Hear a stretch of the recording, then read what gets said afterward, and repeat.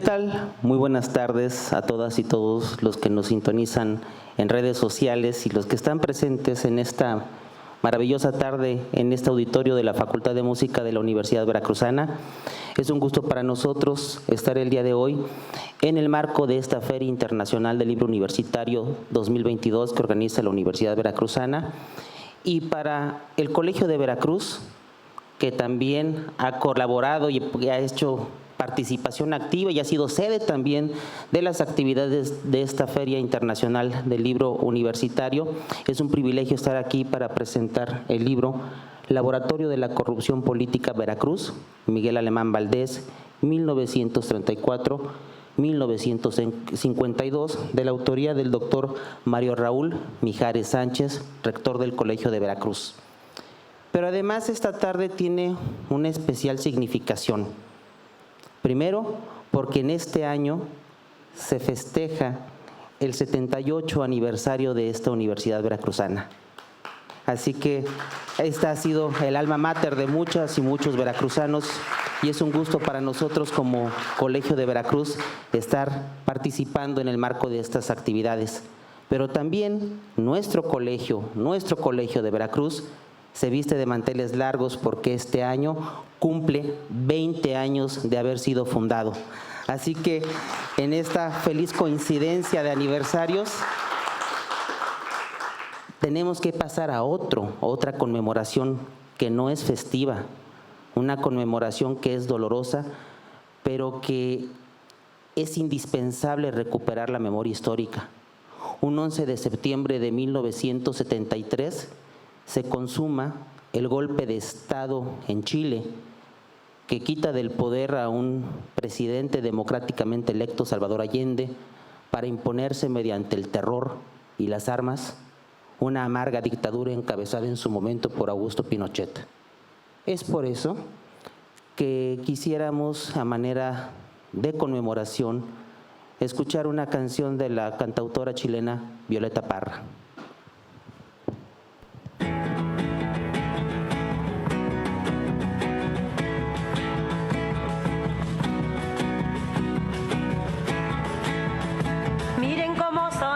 Los presidentes cuando le hacen promesas al inocente, miren cómo le ofrecen al sindicato este mundo y el otro los candidatos, miren cómo redoblan los juramentos, pero después del voto doble tormento.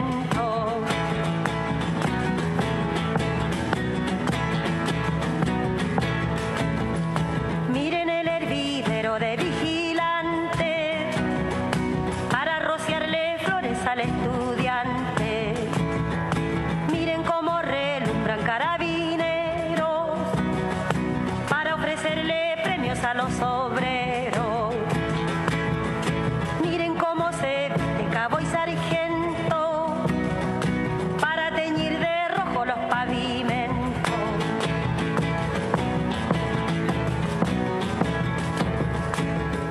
Miren cómo profanan las sacristías con pieles y sombreros de hipocresía.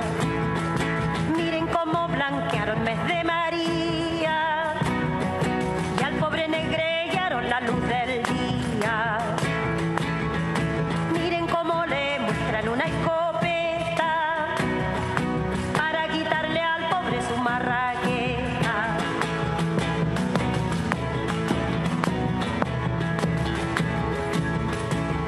Cómo se empolvan los funcionarios para contar las hojas del calendario.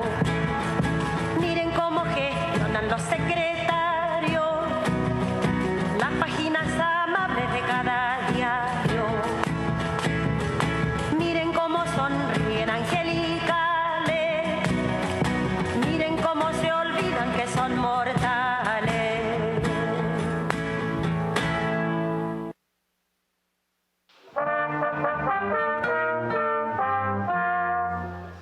Pues bien, Violeta Parra, junto con Víctor Jara y otros cantautores sudamericanos, fueron la voz de un pueblo acallado, de un pueblo reprimido, de un pueblo encarcelado, de un pueblo asesinado.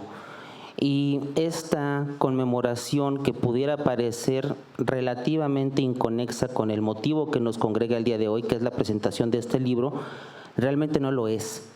La corrupción es un fenómeno que atraviesa a las distintas sociedades, no solo latinoamericanas, sino del mundo, pero en el caso de nuestro continente, de una muy amarga memoria, porque más allá de la malversación del recurso público o del enriquecimiento, la corrupción ha implicado muerte, sangre, nula participación política durante muchos años.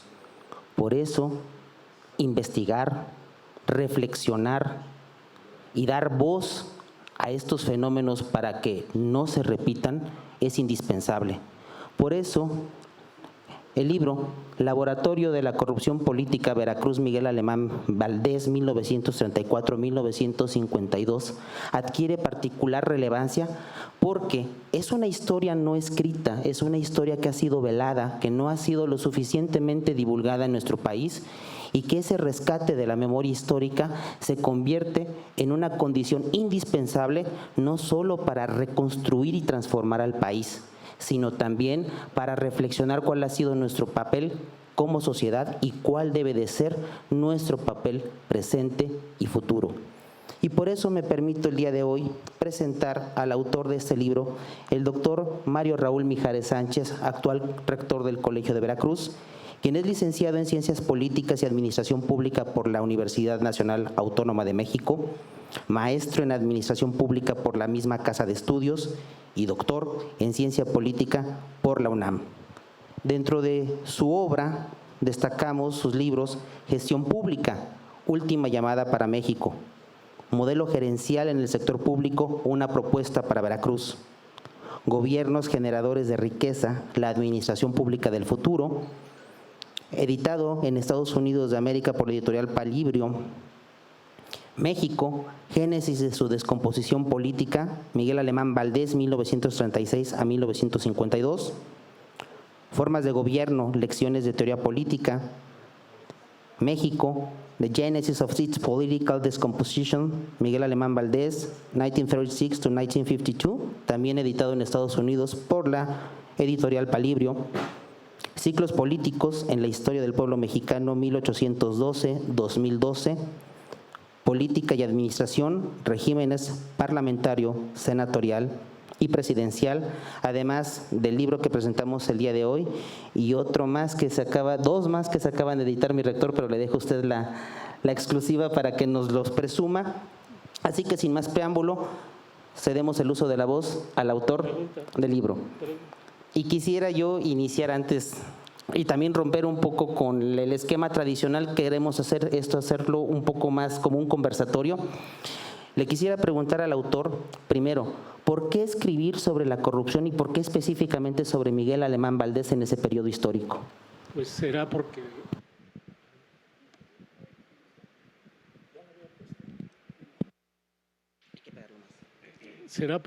¿no? Si ya se escucha. ¿Será porque yo nací después de la Segunda Guerra Mundial y casi estaba terminando Miguel Alemán Valdés, ¿no? su periodo? Y por fortuna, por desfortuna, según como se vea, pues mi progenitor, mi padre, pues pertenecía al Partido Comunista, ya sabrán. Entonces había una crítica muy fuerte, lo escuchaba, yo era un niño y escuchaba ya esta situación de, como decía el doctor, ¿no? Se decía que era el hombre más rico del mundo y pues nosotros nos sentíamos orgullosos de eso, ¿no? Pero sin embargo la crítica en casa pues era muy dada y escuchaba precisamente estas acciones que hacía y que se fueron perdiendo. Hace rato también con el doctor Jesús López le estaba yo platicando que me fue muy difícil indagar sobre este personaje porque pues normalmente cuando se tiene la cuestión del poder económico y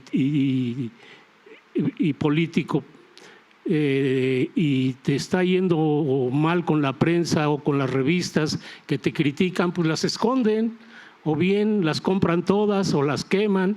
Entonces me costó mucho trabajo ver o hacer una indagación sobre él, porque en realidad hay poca información sobre lo que yo ya sabía, ¿no? Toda la literatura pues positiva, ¿no? Positiva por todos lados, echándole porras de aquí para allá. Pero sí, esa es una de las cosas que a lo mejor ya me dejó marcado, y que cuando ya voy a hacer la tesis doctoral, pues la verdad es cuando en ese periodo pues yo ya estaba aquí en Veracruz, ¿no? Y ya traía yo por ahí otra investigación, que finalmente se murió el director de mi tesis. ¿Por qué me reí? Porque se me murieron dos, Servín, ¿no? El doctor Servín, y entonces ya no pude seguir con esa investigación, que es el libro precisamente Formas de Gobierno, Teorías de… ¿no? De ahí vine para acá, para Veracruz, y entonces pues yo dije, pues es más sencillo, pero no, fue más difícil porque tenía que regresar a la Ciudad de México a indagar un poco más, investigar, y pues sí fue arduo.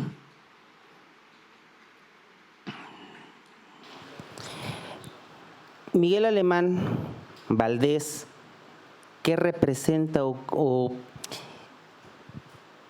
qué nos dice el personaje de todo un sistema político, no solo de esa época, sino que perduró hasta hace muy pocos años?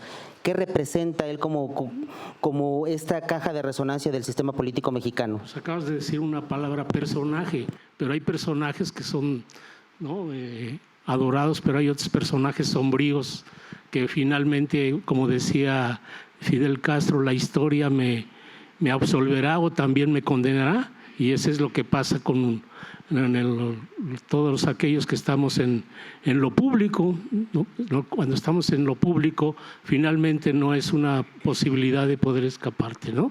Entonces es una de las cosas que en lo personal fue la posibilidad de empezar a indagar sobre este personaje, que como les dije yo al inicio, yo ya tenía por ahí antecedentes de eso, y pues comentaba mucho, y las veces que me tocó ir como jovencito a Acapulco, cuando te metían al yate fiesta, los que somos viejitos se nos debemos de conocer, estamos hablando de hace mucho tiempo, y te paseaban por toda la costa, iba la mayoría gente extranjera, la mayoría eran de Estados Unidos, ¿no? Entonces pasaban ahí por la parte esta de la playa del Diamante, que se apoderó. Esa playa del Diamante, se puede decir que se la compró, ¿no? Y entonces empezaban ahí en el yate fiesta. Esta es la casa del artista fulano de tal, y esta es la casa, pero cuando llegaba a la casa de Miguel Alemán, aplaudir, a rabiar, decía yo, ¿pero por qué? Pues precisamente porque lo que yo estaba comentando, pues nunca se dio la posibilidad de indagar o de saber que precisamente Miguel Alemán Valdés pues había tenido una historia muy cruenta, muy oscura. ¿Cómo es posible que mejor a él le tengamos esta posibilidad de estar hablando, ¿no? de este personaje, cuando su padre, su papá, ¿no? Miguel Alemán González, pues fue todo un héroe? Para mí, la verdad es que se puede tomar como un héroe, porque luchó desde un inicio contra Porfirio Díaz, y él aprendió a usar el telégrafo desde tiempo para atrás, y eso lo ayudó precisamente para que, bueno, la revolución se hizo a caballo y en ferrocarril. Entonces eso le sirvió mucho para llegar a ser general. Entonces luchó no solamente en contra de él, sino que también luchó contra Calles y Obregón, que fueron los que lo mandaron matar. Lo mandaron matar de una manera muy cruel al general, y en cambio su hijo, ¿no? Que es en este caso Miguel Alemán Valdés, pues la verdad no hizo ningún gesto, al contrario, trabajó con ellos, muy cercano con Calles y con Obregón. Finalmente, bueno, pues logra primero la diputación, que no votaron por él, no lo conocían muy bien, o a lo mejor lo conocían bien y no votaron por él, volvió a hacer la diputación, hasta que finalmente se murió la persona que iba a ir allí como diputado. Lo mismo sucedió cuando iba a ser gobernador, ¿no? También se murió el candidato y fue asesinado ahí en el Cabeta, Cuba, y es cuando él llega a gobernador. Todo lo persigue, la muerte a Miguel Alemán Valdés, es cierto, eso es cierto. Y esto, cuando llega como gobernador, por eso se habla de aquí, de este periodo, decía que cuando ya llevaba medio año, un año, le pusieron a Alibaba y sus 40 abogados, porque venían todos de la UNAM, y era ahí la situación de cómo inicia precisamente lo que es la corrupción política.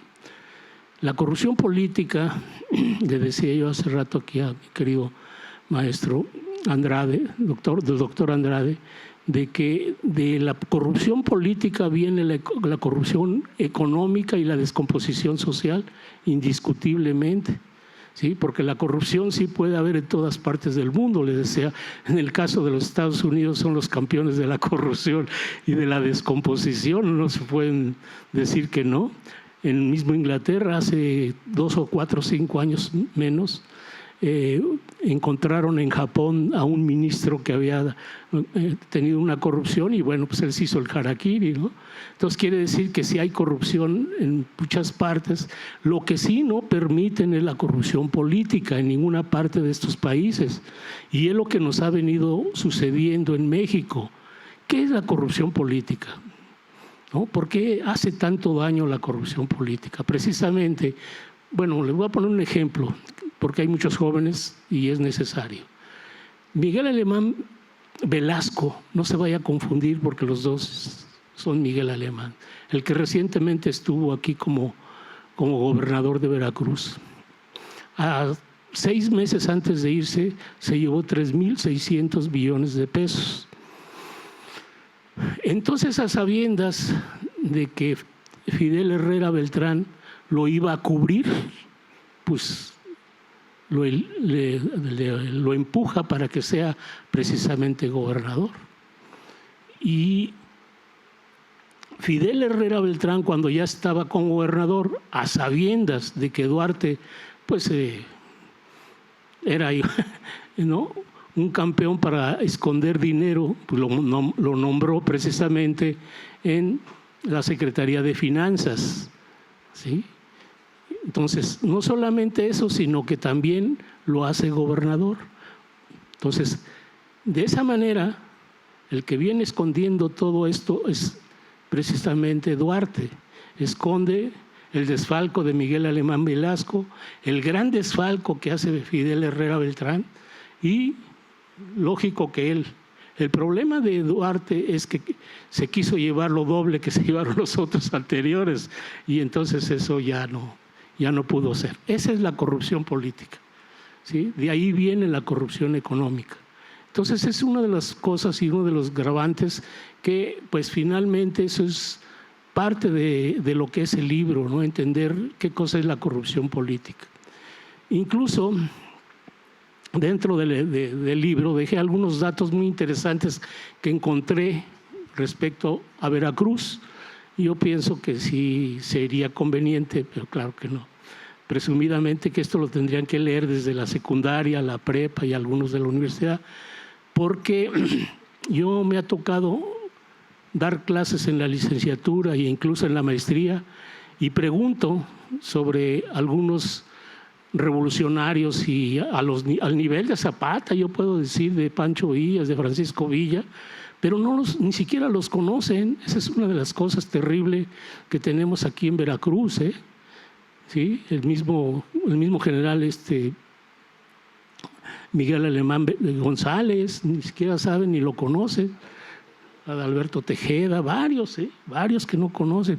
Hay uno que es Guadalupe Sánchez, mis respetos, un revolucionario de toda cepa, ¿no? Finalmente todos ellos pues están dentro del libro, que deberían de estar leyendo, porque precisamente pues es parte fundamental de conocer la historia de Veracruz, que si finalmente no es una historia, es el análisis de la historia, que es diferente, porque hay veces hay historiadores muy buenos, pero otros pésimos. Me tocó con la tesis doctoral, ¿no? Siendo un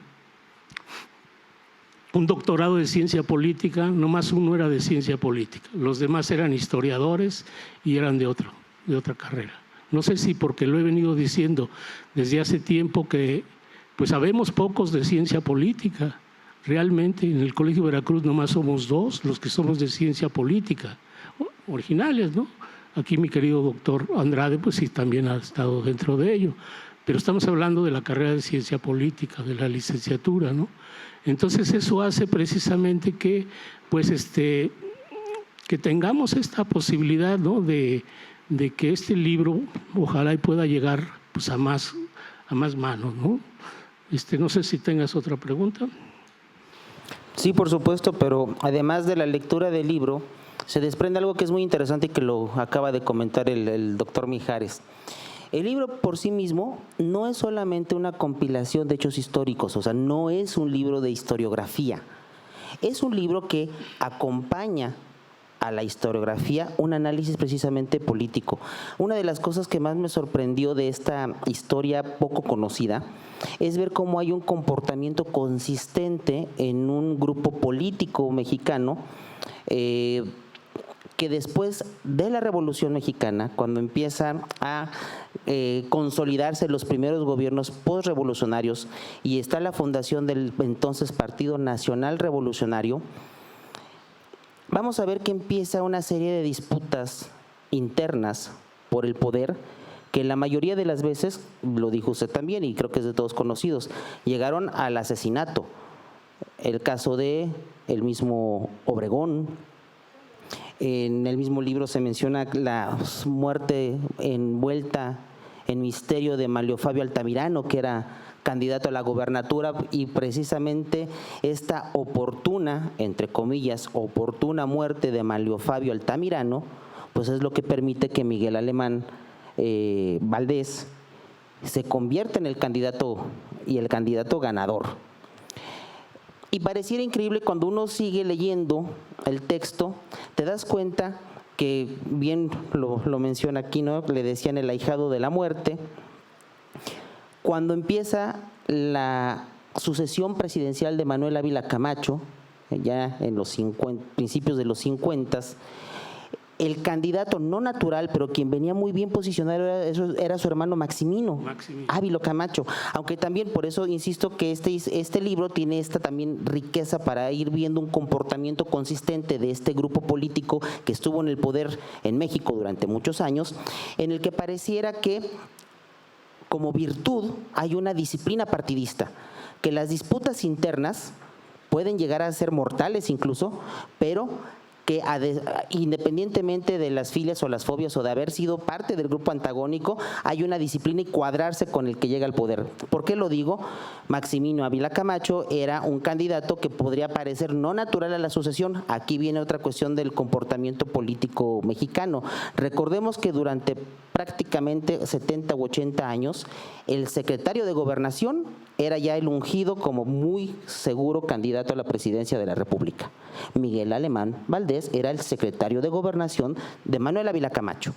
Pero el hermano de Ávila Camacho, Maximino, también venía pujando y en circunstancias también harto misteriosas, fallece antes de que se consolide su candidatura. Entonces, ¿esto de qué nos habla? De que hay también una disciplina partidista, porque al final de cuentas llega Miguel Alemán al poder y las impugnaciones o los grupos que pudieron haber apoyado a Maximino Ávila Camacho se cuadran con el nuevo presidente de la República. Entonces, estamos viendo aquí que el interés político de los individuos subyace al interés político del grupo consolidado en el poder. Y esto lo refleja claramente esta investigación y este libro. Doctor, en relación a lo que estoy diciendo, de este pasaje histórico, este personaje, como lo dije en la pregunta anterior, ¿qué nos habla del sistema político mexicano, tanto el actual como el que hemos vivido en prácticamente todo el siglo XX? Bueno, tocaste una cosa muy interesante y yo también ya la venía pensando tocarlo. En el ciclo político de los militares, la verdad es que, bueno, pues lo decía hace rato, había una corrupción económica. Dicen por ahí que en la guerra donde Obregón perdió la mano, no la encontraban. Entonces por ahí le dije, échale una moneda de oro y va a salir la mano y la va a agarrar, ¿no? De tanto que le gustaba el dinero. Pero no era eso, simple y sencillamente que sí podemos decir que Calles fue el padre de las instituciones, pero cuando llega esto que está mal interpretado, y eso es muy importante decirlo, que llega y que dicen por ahí que Miguel Alemán llega porque es un gobierno civil, pues es lo más falso que yo he escuchado, porque en mi investigación me señala que no es así. Es más militar Miguel Alemán Valdés que los mismos militares anteriores. Y les voy a decir por qué. Miguel Alemán Valdés pone un ejército arriba del ejército revolucionario, ¿sí? Que es lo que nosotros recientemente acabamos de escuchar, que antes eran las guardias presidenciales, había un grupo de paracaidistas y puso lo que es ¿cómo se llama? El Estado Mayor Presidencial, ¿no? Entonces sí, ahí sí eran militares de élite, no así el ejército mexicano, que como lo ha dicho Andrés Manuel López Obrador, es del pueblo y para el pueblo. Entonces, si no nos equivoquemos, en este esquema, esta parte fundamental de estos guardias presidenciales, así los conocíamos, no conocíamos lo del Estado Mayor Presidencial, que también tiene su historia de corrupción tremendamente, pues es esta, no podemos pensar que así fue. Los gobiernos civiles no se pueden llevar a cabo, porque los que conocen y ya saben un poquitín de la historia, o que han leído y que saben de algunas normas y de la Constitución, pues el presidente es el comandante único de las Fuerzas Armadas, es el que tiene 5 estrellas, ¿no? En lugar de 4. Entonces, pues siendo así, ¿cómo podemos decir que es un gobierno civil cuando en realidad pues siempre han tenido a su cargo, y más en este esquema que yo les acabo de señalar? Esta es una cosa interesante, porque finalmente pues muchos han justificado los gobiernos civiles y los gobiernos militares, incluso actualmente, ¿no?, que se está dando la Guardia Nacional. Lo que está haciendo Andrés Manuel López Obrador es más que nada rescatar la clase militar que fue sumergida en esa época. Así como la clase política fue sumergida en la época de los tecnócratas, ¿sí? Así la clase militar, no los militares ni la élite, ¿no? Porque esto ha dado mucho que hablar, porque pues toda América Latina, lo decíamos hace rato en el caso de Chile, ¿no?, que son golpistas y son militares totalmente distintos. Pero en el caso de México, la verdad es esto: se señala incluso que en el 68 no fue el ejército, sino fue precisamente esta élite del Estado Mayor Presidencial, ¿no? Entonces hay que tener muy claro en este sentido, porque sí es importante señalar esta parte de la historia. Y aquí viene sustentado, no es una cuestión de inventiva. Por eso es que decía hace rato que la tesis doctoral fue antes de que el presidente de la República, el año pasado, hace 2 años, cuando fue la inauguración con el Colegio de México, que eran sus 79 años, algo así, hizo un reto muy fuerte. Ahí dijo, todo está muy bien, dice, pero los intelectuales tienen una deuda con el país, ¿sí?, porque no han hecho estudios o no han escrito sobre la corrupción, ¿no? Entonces, pues yo había escrito mi tesis doctoral 2 años o 3 años antes. Dije, bueno, yo me salvo. Entonces, en ese reto fue cuando se me dio la idea de decir, la tesis está muy muy choncha, porque así te lo exigen, ¿no? Entonces voy a hacer algo más así, rescatando rescatando mucho material que se me quedó en las manos, ¿no? Ahí había libros ya muy viejitos que algunos me regalaron incluso, que no circularon, y bueno, se hablaba mucho ya en el ámbito ya así coloquial. No sé si algunos de los que somos de esa edad, ustedes no se van a acordar, pero era muy tener un diente de oro, ¿se acuerdan? Incluso hay una canción de ¿cómo se llama? ¿Cómo se llama? Pedro Navajas, del diente de oro. Bueno, pues en aquel entonces Miguel Alemán hay una fotografía donde tiene un diente de oro, ¿sí? Y yo se lo quita precisamente, de hecho ya pasó eso, ¿no? Pero así era, así hay la fotografía en esos lugares, porque en los demás te puedo decir que los borraron, ¿sí? Así como ese tipo de cosas en el caso de Miguel Alemán. También apenas recientemente que abrieron el Archivo General de la Nación, que me tocó estar ahí, se los juro, es una cosa impresionante, Lecumberri.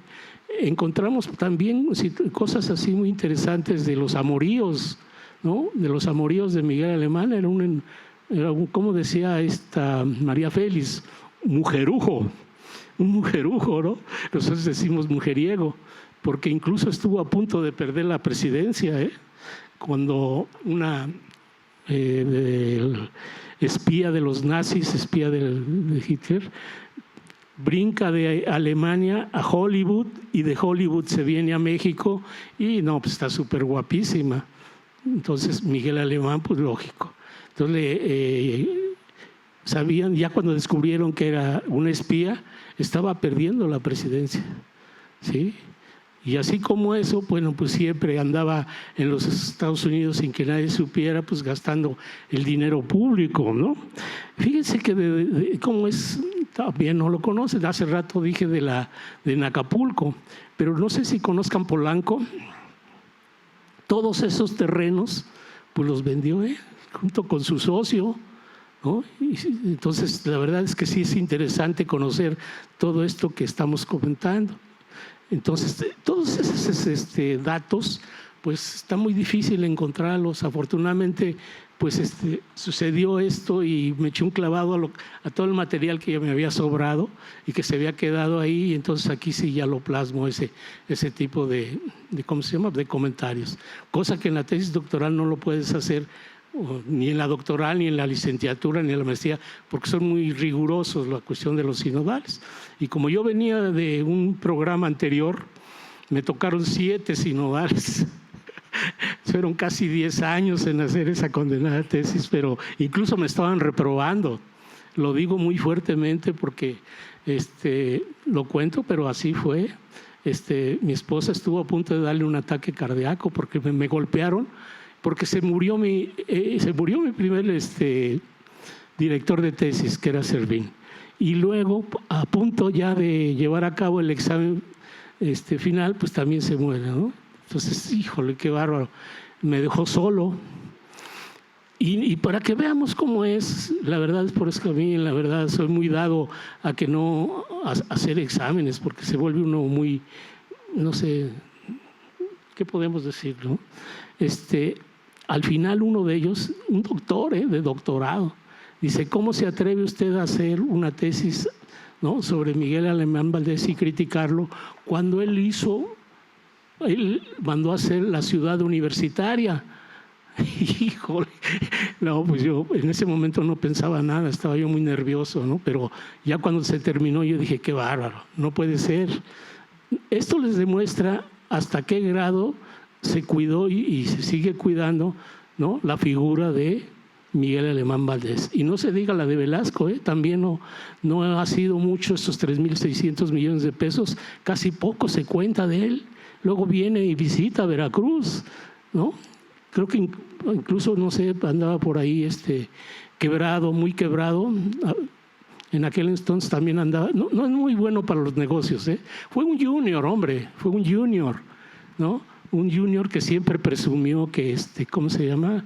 Junto con su hermana, y presumió mucho sobre el obispo de aquel entonces, que era muy amigo precisamente de su tío, ¿no? Que era de Guanajuato, la esposa es de Guanajuato, y entonces presumía mucho de ello y que lo iba a bautizar a él, pero sucedió que ya no pudo y bautizó a la hermana. Pero la verdad es que este tío se hablaba de tú con las estrellas, ¿eh? Él tenía mucho prestigio, tanto en México como en Europa, sobre todo en la Santa Sede, en el Vaticano, porque eran muy religiosos, ¿no? Entonces, esa es una de las cosas también interesantes que viene en el libro. La verdad sí es parte de hasta didáctico, diría yo, didáctico, ¿no? Todo esto que le estoy señalando, que no se cuenta, lógico que no se va a contar, ¿no? Ni siquiera va a aparecer por ahí, pero que afortunadamente, bueno, pues sí, para eso sirve la investigación. Yo siempre les he comentado a los alumnos que el Colegio de Veracruz son de las pocas universidades públicas con esta característica de que hay 30 investigadores. El Colegio de Veracruz es un centro de investigación, y eso hace pues que la verdad los alumnos que entran ahí, los alumnos que pasan por el Colegio de Veracruz, pues se enriquecen tremendamente por esa plantilla de investigadores que tenemos, ¿eh? Entonces ese es fundamental. Adelante, Jorgito, ¿quieres que platicar otra cosa? Hay un par de ideas que yo quisiera rescatar del libro. La primera es que nos revela que la corrupción como fenómeno, lo dije también al principio, trasciende el desvío de recursos públicos. La corrupción también implica, y bien lo dijo el autor, una degradación en muchos niveles de la actuación en el ejercicio público. Y justamente, y creo que los que me conocen y el rector también no me va a dejar mentir, si a mí en lo personal un tema me apasiona es la Segunda Guerra Mundial. Precisamente ese episodio con Hilda Kruger, que era el nombre de esta actriz espía alemana adscrita a la Abwehr, nos revela lo siguiente. Primero, para analizar en su justa dimensión el comportamiento ilegal o corrupto de este personaje, no basta entenderlo en los términos, insisto, del desvío económico.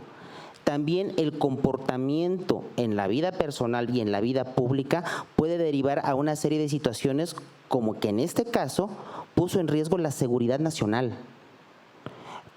Estas pasiones desenfrenadas, esta pasión por el poder, sentirse encumbrado y el poder que el dinero le permitía y el poder político de obtener a la mujer que él quería, Hilda Kruger se aprovecha de esto y obtuvo, él como ya secretario de Gobernación, secretos de Estado respecto a la explotación petrolera y metalúrgica de México, y que era información estratégica para el Tercer Reich y el desarrollo de la Operación Barbarroja, que fue la operación con la que la Alemania nazi inicia la invasión a la Unión Soviética. Y esto estaba ya detectado por el FBI desde hace muchos años. Y esto nos habla de otra cosa, la conveniencia, la anuencia de los Estados Unidos a través del Departamento de Estado, de varios personajes políticos mexicanos que, aunque sabían que podían poner incluso en riesgo su seguridad nacional, ahora sí que les dieron el apoyo todavía porque eran afines a los intereses económicos y políticos de los Estados Unidos. Segundo, ya para terminar, nos queda poco tiempo, el libro, el título, nos dice mucho. El periodo de gobernatura de Miguel Alemán Valdés es precisamente un laboratorio, un experimento para lo que iba a ser su más grande episodio de corrupción política, que fue la presidencia de México. El libro también describe de manera muy clara hasta la forma en que se dieron los nombramientos a sus distintos secretarios de despacho. Ahora sí, el compadrazgo, la filialidad, no el perfil profesional, sino la lealtad para poder hacer esta serie de negocios al margen, ahora sí que al cobijo del poder, y poderse enriquecer no solo él mismo, sino también a toda esta camarilla de correligionarios, amigos desde la facultad, que empezaron a hacer negocios, insisto, a la sombra del poder, y que Veracruz, el periodo de la gobernatura, fue este laboratorio, este periodo de experimentación que se va a concretar en la presidencia de la República en ese periodo. No sé, rector, si quiera concluir con algo. No, sí, como no, está muy largo, la verdad, yo sí se los recomiendo. algo muy concretito para los jóvenes que están aquí, que no conocen mucho la historia de este tipo, pero por ejemplo vamos a hablar de Maximino Ávila Camacho, tantitito nada más, porque aquí está la familia Ávila, ¿no? Fernández Ávila, pues que todavía la tenemos aquí, afortunadamente, gente muy padre, muy, la verdad yo he tenido la fortuna incluso de conocerlos en persona. Ellos pues, a lo mejor no tienen la culpa, posiblemente, ¿no? Yo jugué con Alejandro tenis como 4 o 5 años, ¿no? Y me llevó a su casa, una casa preciosa. Pero en el caso de Maximino Ávila Camacho, déjeme contarle que él vivía allá en las lomas de Chapultepec y un día bajando de las lomas, ¿no? Cerca de ahí de Chapultepec, él siempre le encantaban los caballos. Entonces vio un caballo y se bajó inmediatamente, era una yegua. Y entonces, pues como siempre fue prepotente, ¿no? Porque Venustiano Carranza le dejó, cuando estaba la revolución, lo dejó como encargado ¿cómo le llaman?, de las propiedades de la nación en México. Ya sabrán por dónde voy. Entonces, una cantidad de terreno, una cantidad de propiedades del terreno que se hizo Maximino. Entonces ya tenía Maximino, ¿no?, la posibilidad económica y el poder en el caso de ser gobernador de Puebla. Entonces, muy prepotente, le dice a Fernández, le compra esa yegua, dice, no se vende. Pues imagínense a un tipo como él decirle que no se vende. Y entonces pues ya empezó a platicar con él y empezó a presionarlo. No les hago el cuento largo, total que sí se la vende, se hacen cuates, se hacen amigos y luego se hacen parientes. Por eso son Maximino Ávila Camacho, Fernández Ávila, y los Ávila se dieron de esa manera, ¿no? Entonces ahí está posibilidad, porque estamos diciendo que muchos jóvenes, pues todos esos terrenos han vendido terrenos y no se les acaba. Pues nomás es porque precisamente Maximino Ávila Camacho se dio esa tarea. Otra de las cosas que pasan con Maximino Ávila Camacho, ¿no?, y de los hermanos, no nomás era Manuel, sino había uno más joven, viene acompañando a una persona de ahí de Puebla y lo matan aquí en Martínez de la Torre, al joven. Le dicen a Maximino lo que acaba de pasar, agarra una picada de soldados, se mete por Martínez de la Torre y hace una matazón terrible, una matazón terrible de veracruzanos, ¿no?, de ahí de Martínez de la Torre, de esta parte donde tenían ellos terreno. Es otra de las partes fundamentales que no se tocan. Cuando yo saqué la tesis doctoral, yo no sé si la hayan leído por ahí los Fernández Ávila, sacan un libro hermosísimo, hermosísimo, está así de grueso, bien plantado, con fotografías de Maximino Ávila Camacho, los caballos, lógico, para hacerle contrapeso. Posiblemente, no estoy presumiendo, pero ahí está el libro precioso, me encantó, pero pues lógico que le echan porras, ¿no?, finalmente, pero la verdad y la realidad es otra. Parte de esto, pues que hay que leer, que hay que saber, que hay que enterarse, porque todo esto es fundamental, pues sobre todo para los que vivimos aquí, ¿no?, en Jalapa, que a veces la historia, hay otra historia muy grande, ojalá y también la lean, la historia del Mano Negra, aquí en Jalapa, que también fue un asesino de primer nivel y que finalmente es el que le viene a ayudar a Miguel Alemán para la cuestión de su proceso electoral. Pero un asesino, ahí tenía cárcel y todo, acá donde está para la salida de, ¿cómo se me olvidó? Alto Tonga, creo que es. Sí, ahí estaba, ahí tenía cárcel privada, tenía grandes terrenos y fue muy conocido, Entonces, pues ahí se los dejamos de tarea. Pues bien, ahí está la invitación, insisto. El libro no solamente es una compilación anecdotaria o de historiografía, va acompañada de un análisis acerca de ciclos y procesos políticos y de cómo estos tienen una continuidad que es totalmente detectable a lo largo de las primeras 3/4 partes del siglo XX y que es lo que permite consolidar en el poder a un grupo político que estuvo ya no solo bajo las siglas de un solo partido, sino un grupo de intereses compartidos hasta hace muy pocos años. Pues bien, nuevamente la invitación a adquirir y leer este libro y abrimos el micrófono por si hubiera preguntas o comentarios por parte del público asistente.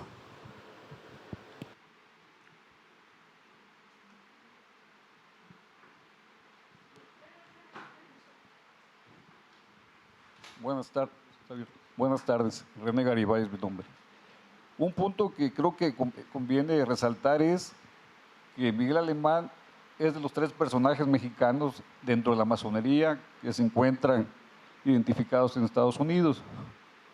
Otra es que a principios de los 70 Alfredo B. Bonfil estaba planeando declararlo traidor a la nación y misteriosamente subió en las bajadas a la avioneta, le regalaron una caja de mangos y voló. Entonces son de las situaciones que van quedando también dentro de las dudas de todo ese proceder político. Y no se diga cuando se fue de Palacio de Gobierno de aquí de Jalapa, las arañas hasta el piso, me decía mi suegro que se llevaron, de mármol de Carrara, lo arrancaron, nada más. Todo se hereda. Muchas gracias. Pues bien, con esto damos por concluida esta presentación de este libro, Laboratorio de la Corrupción Política Veracruz, Miguel Alemán Valdés, 1934-1952, insistiendo nuevamente en el que la reconstrucción de la memoria histórica no es solamente un ejercicio académico, sino un ejercicio indispensable para todas y todos aquellos que queremos construir ciudadanía, que queremos ser copartícipes de los procesos de transformación y de mejora de nuestro país, porque, y va a parecer cliché, quien no conoce su historia está condenado a repetirla. Entonces, este libro, insisto, no es solamente el anecdotario, no es solamente la recopilación de hechos históricos que configuraron un laboratorio de lo que posteriormente iba a ser este poder o dicta blanda que luego se le denomina en el análisis político de un partido que dominó casi 70 años la vida política de nuestro país, sino que habla también de todo un comportamiento sistemático de las clases en el poder de la oligarquía mexicana y que hasta la fecha siguen presentes, ya no solo a través de la línea genética con los hijos o los nietos, sino también de una serie de grupos creados que han venido heredando este acceso al poder, este acceso al dinero y que han hecho prevalecer sus intereses a través, ya sea de la cooptación económica o incluso del asesinato. Así que muchísimas gracias, muy buenas tardes y les deseamos a todos un excelente inicio de semana.